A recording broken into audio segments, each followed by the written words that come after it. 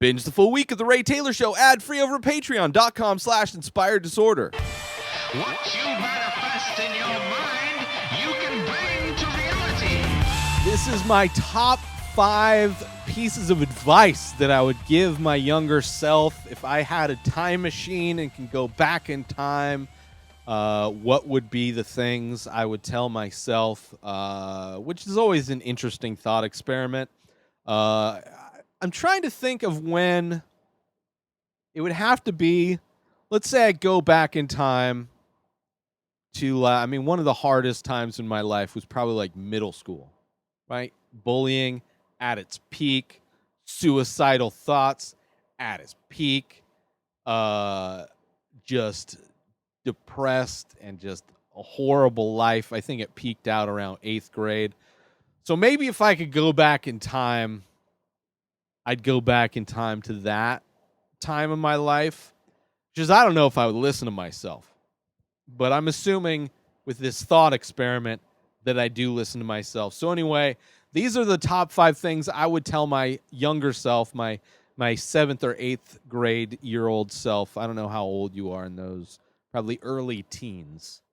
Which that's probably all the hormone things going through and just my body turning into a dumpster fire, which turning into your 40s isn't much different than, I guess, in a lot of ways than becoming 13. But anyway, this is my top 5 things I would tell my younger self. Starting off with number 5 is something that surprises everybody that I tell, and it's surprising that it was part of my life for so long. It's the denial that I had. Denial is a powerful thing. And it's so easy to see that you were in denial once you're out of it.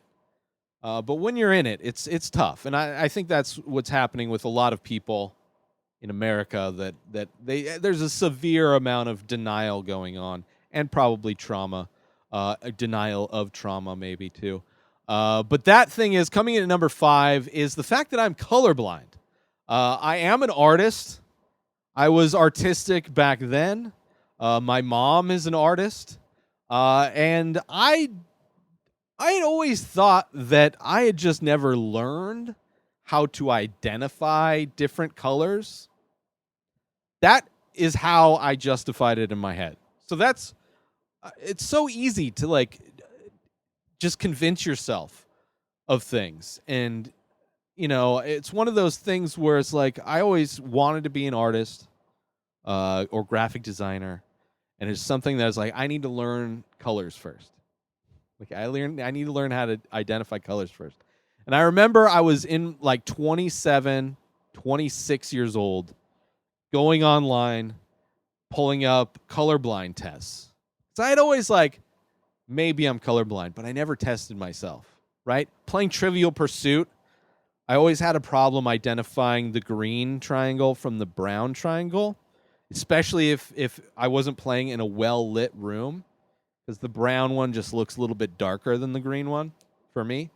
And there's other little things that I learned how to identify colors by just understanding how colors work and things like that. So I was able to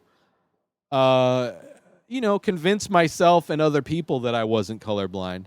Also I was into art that didn't require accurate color usage. And art in general doesn't require that. So there's not a big deal. But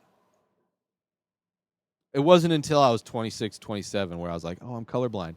And it's crazy not only that I was in denial of it for so long, but the fact that I was raised by a woman, it's actually not crazy, but it adds another layer of, oh, she just didn't really care or pay attention, that my mom is an artist and she didn't understand that I was colorblind. I remember being punished. It was 1st or 2nd grade, being punished for using the wrong crayon to color a stalk of corn or a tennis ball. I can't remember what it was. And I got in trouble for using the wrong color. But for whatever reason, nobody told me I was colorblind. And I just didn't want to believe it until I was 26, 27. So the first thing I would do, I would tell myself, listen, you are colorblind. Like, just get out of that denial that you're in. It's not a big deal. I think a lot of the reason why I was in denial is because I did want to become an artist. So I was like, there's got to be a way I can learn colors and understand, I can make things look right. Because it's being colorblind, color isn't something that I really put a lot of thought into, the color palette of a thing. Mainly because I don't see many colors. The color blindness isn't like black and white, but it's just I don't see, like, if you see 100 colors, I see like 70. I don't know if that's actually what it is. And I have the colorblind glasses that I got, which I score better on colorblind tests, but I'm still colorblind. I'm just less colorblind with those glasses. But yeah, that would be the first thing I do. I think it would just be nice to have somebody tell me and, tell me it's okay. Just like, because it was a bummer when I found out. When I confirmed it to myself, it was a bummer. I had a lot of other things going on too, but, to have somebody kind of be there to guide that conversation would have been nice. But that's why number 5. Not a huge thing, but it's something that I would have appreciated. It would have been nice for somebody to be like, "Hey, dude, I think you're colorblind. Let's take a test." Oh, you are colorblind. Guess what? Don't worry about it.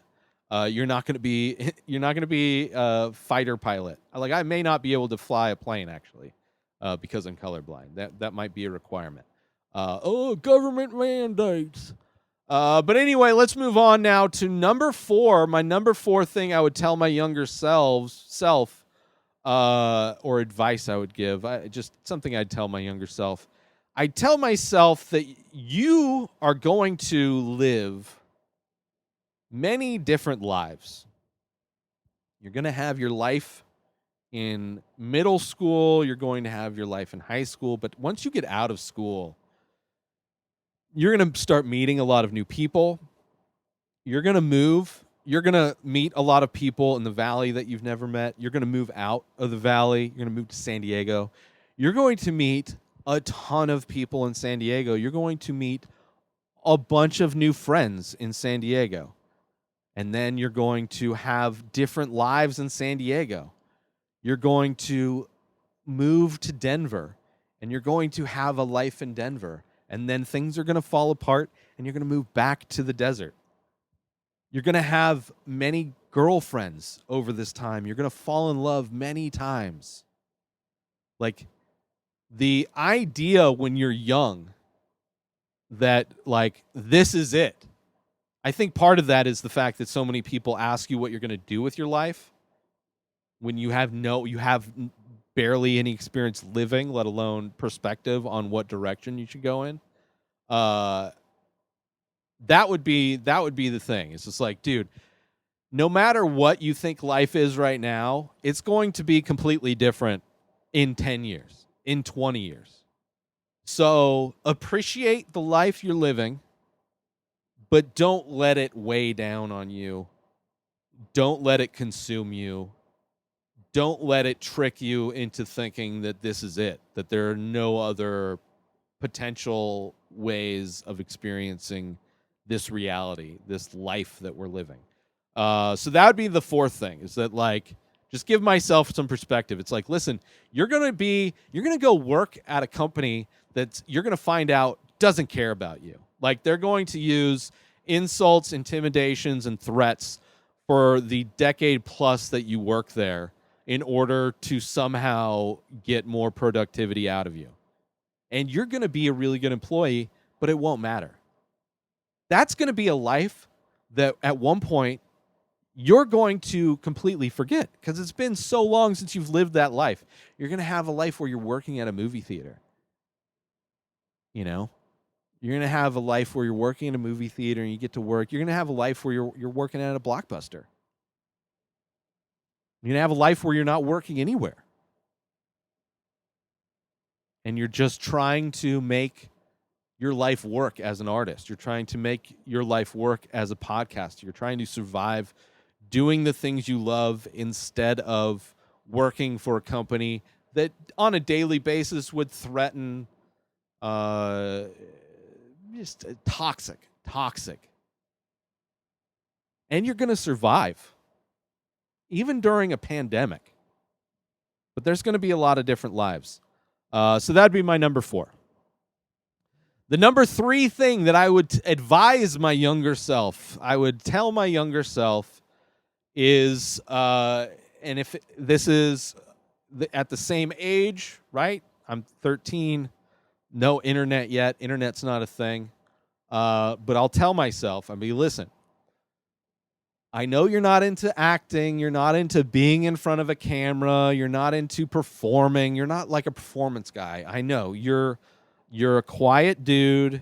You like to sit alone in your room and draw and paint. You like being alone. You like your alone time.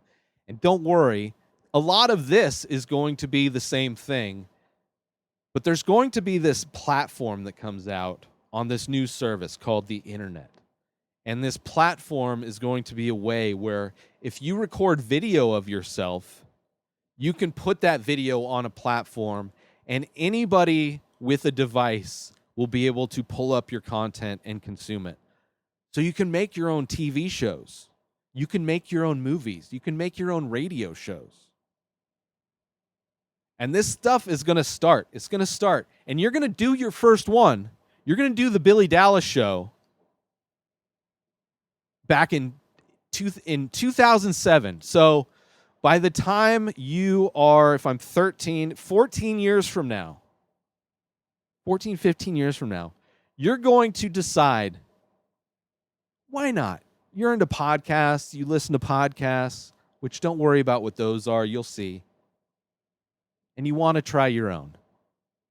It's early YouTube. Barely YouTube. Like you could only upload like 10-minute clips on YouTube back then. But video podcasts were the main way to get the only way to get high def video distribution were through podcasts. And that's my introduction to podcasts were video podcasts back in 2007. And I did my first podcast or internet show called The Billy Dallas Show, but I only did like 7 episodes, and then I stopped. A lot of other things were happening in my life. I was moving, trying to buy a place to live, and, big transitions in my life. And I stopped doing it, which what I had initially thought was just going to be a while. I had tried to bring it back a couple times, but I never did. So there was a big gap from 2007 to about 2009, 2010. 2009, I started doing podcasting on a regular basis, and I think 2010, I started doing YouTube versions. And I wish I had kept going from the beginning. Just doing anything, any video. It doesn't have to be the Billy Dallas Show. It can be just video. The thing is, there were no trends. There was like a lot of the YouTube and video on the internet was so new that it was like I didn't know, but I should have stayed with it because I would have been able to grow an audience on my YouTube page, and I would have been able to maintain that audience and keep that audience, and my YouTube page would be much bigger than what it is now. Didn't do it, so I would go back and be like, yo, stay with YouTube. Once it starts, you're going to want to start creating in that platform just for fun as an experiment. Just keep making videos. They don't have to be podcasts. They don't have to be specific to anything. Just keep putting on a regular basis, putting up content. Build that audience. So that'd be one thing I would say. Build that audience. Also, kind of out of all of the things, social media back then was MySpace. So from social media wise, things kind of jumped around. Went like Friendster to MySpace to Facebook to Twitter to Instagram to Vine to TikTok. Whereas YouTube has been YouTube. Eventually they got bought out by Google, but YouTube, if I had been building an audience I mean, they weren't monetizing anybody yet, but if I could build an audience and build subscribers starting even a few years earlier than when I did, would have put me leaps and bounds farther ahead as far as growing an audience. So stay with YouTube would have been my advice. A little over 4 years ago, I started The Many Faces. It's an ongoing series of abstract ink portraits. Each piece is improvised. Each piece is released daily. Start collecting now. Head on over to inspireddisorder.com/TMF. That stands for The Many Faces. And save yourself 25% when you use coupon code RTS. That stands for The Ray Taylor Show, because that's what you're listening to, and I love you. So I want you to save 25% when you use that coupon code. Head on over to inspireddisorder.com/TMF and use coupon code RTS to save 25% when you start collecting one of over 1,600 original ink paintings. By myself, I made them. Support me. I love you. Back to the show. My number 2, the second most desperate thing I would need and want to tell my younger self at 13 is to, actually probably would have been a good time, is to invest in Apple and eventually Bitcoin. And Apple, you're just going to have to figure that out. I don't know how you invest in companies back then. Robinhood and all these apps that make it easy to invest in companies didn't exist. And I didn't have any money. But I would have been like, as soon as you start making money, just little bits, $1 at a time, whatever it takes. But it's going to be worth so much. And when Bitcoin started, I was aware of Bitcoin and actually got in on Bitcoin early, but had to cash out for financial reasons right before it blew up the first time. So I would be like, hey, don't touch your Bitcoin money. Put money into Bitcoin, put more into it, but there's going to be a massive spike. A massive spike. It's going to go from like $2,000 for a Bitcoin up to $20,000 for a Bitcoin. Cash out when it hits 20. Around, what was that, 2017, 2018, somewhere around there. It topped out and then fell back down. Invest again in Bitcoin.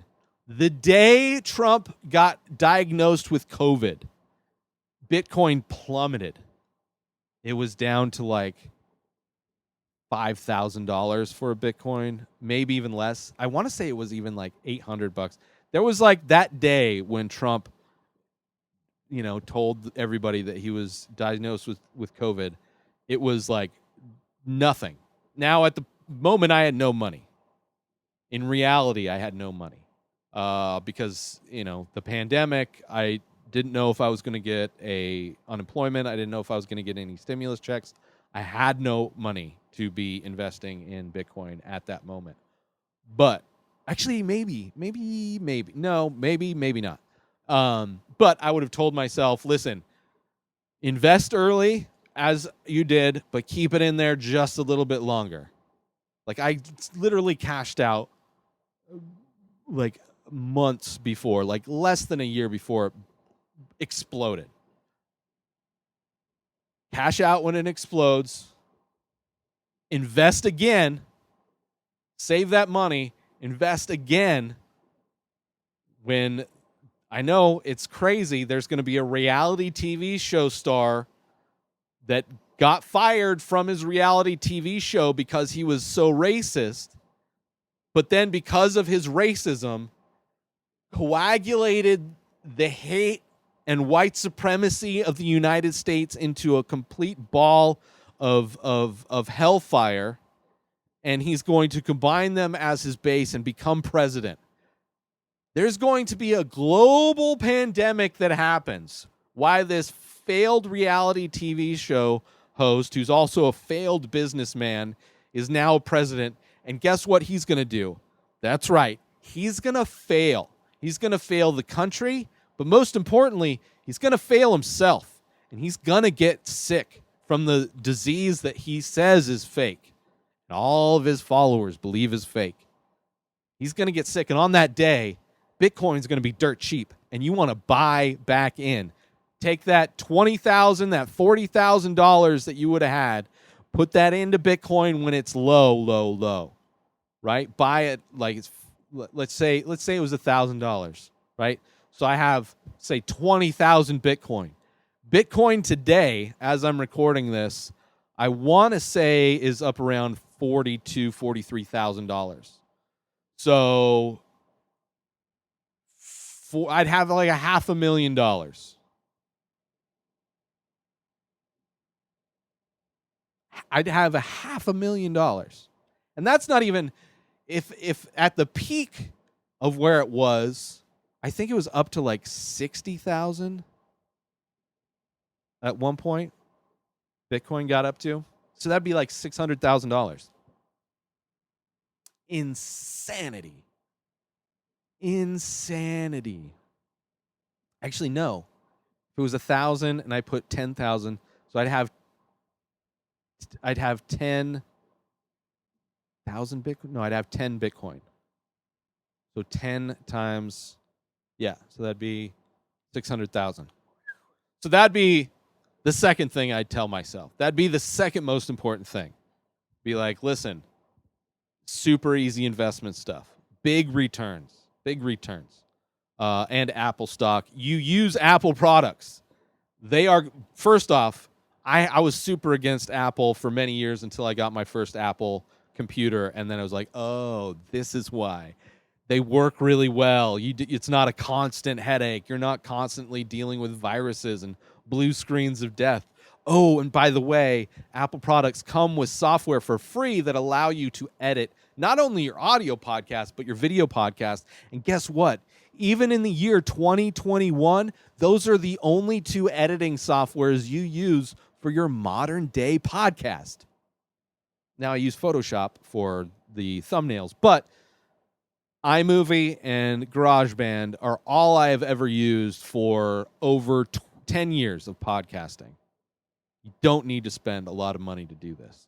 But you can get a lot of money if you can get back in time and tell yourself to invest in Apple and invest in Bitcoin on a couple key moments. So yeah, that'd be my number two. My number one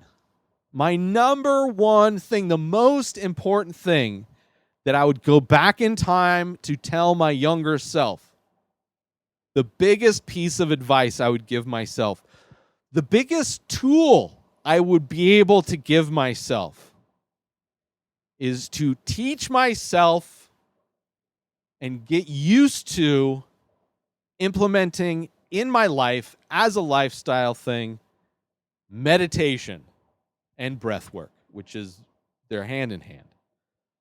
Because that is something that in my real life, once I started getting into meditation and breathing techniques, I found that it helped me get a lot more control over myself when I feel the most out of control. And if I were to go back to myself as a 13-year-old or however old you are in 6th or 7th or 8th grade in middle school, that would be a moment in time where I'm like, listen, you can't control the fact that you're going to get bullied by all of these horrible people. You're not going to control the fact that teachers will see you get bullied and do nothing to stop it.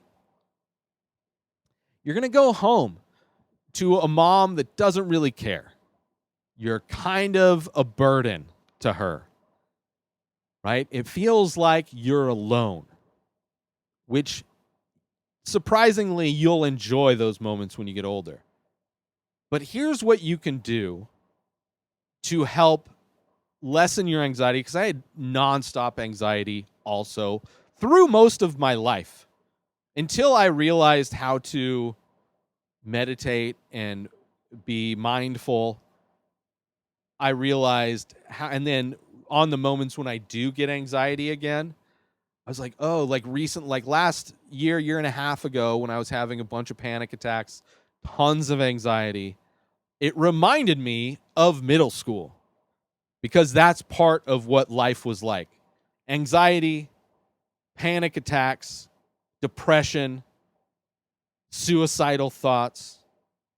So the biggest tool that I would be able to give myself, something that costs nothing, that's something that I can start, and meditation's like hiking. If you're outdoors, putting one foot in front of the other, you're doing it, right? If you're meditating, if you're attempting to do the thing, you're doing the thing.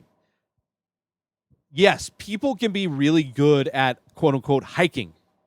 People can be really good at hiking. People can also get really good at meditating. A lot of that comes from experience and actually wanting to get better, having the desire to improve at a discipline.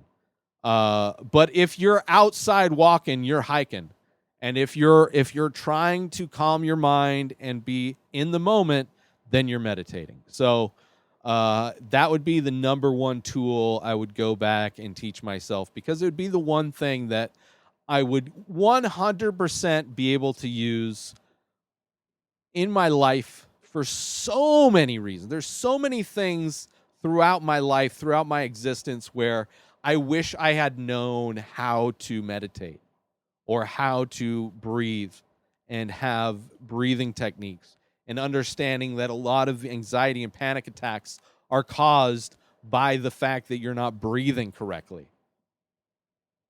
So that'd be my number one thing, because money comes and goes.